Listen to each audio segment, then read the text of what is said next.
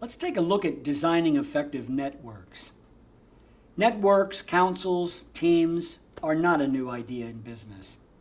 But when these horizontal teams are designed and staffed properly and empowered to deliver business results, they can provide both agility and leverage. Designing effective lateral organization is more than bringing people together around a goal. Lateral capability is built through an artful arrangement of roles, decision authority, management process, reward systems, and leadership know-how. We see three ways to structure interactions among the operating units and between the center and the field organization, as illustrated in this figure below.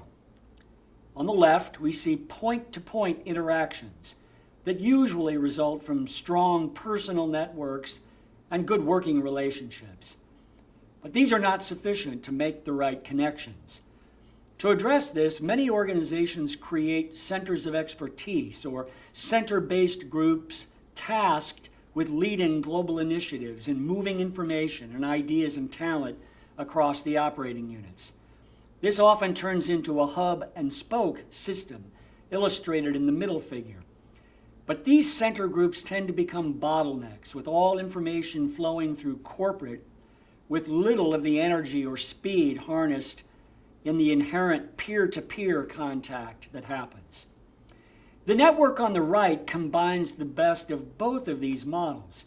It's characterized by center groups that have a very clear charter. These center-based groups need to demonstrate that they can do some things well.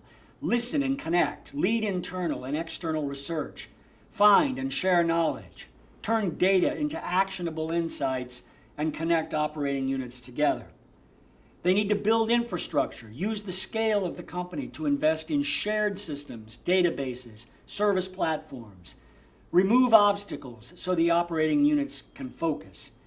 And they need to align and empower, convene and lead discussions for alignment on strategic direction, brand parameters, time horizons, common systems, all the big initiatives. Lastly, they need to be role models for collaborative leadership, co-designing high-impact solutions. In a true network, the center has an important role, but it's not the dominant role. Leadership is often rotated in robust global networks. One operating unit or function in the network may assume the lead when it has the stake in the outcome and has the talent to do the work and is willing to invest the resources. Some businesses or regions within that network may commit to launch the new product or brand idea early in the process and share in the funding. Others may play other roles, like serving as a test market for the new idea. And others may completely opt out of a given initiative, and other units pick up the content once it's developed and adapted locally. These relationships are built on trust, a culture of collaboration. PepsiCo manages its global snacks business around the world using this network model. The value of networks is that they start with the work to be done and use a reconfigurable set of roles to assign the right level of attention and involvement. Resources flow to the work rather than trying to create static responsibilities and decision rights, like marketers at the region level always playing such and such a role.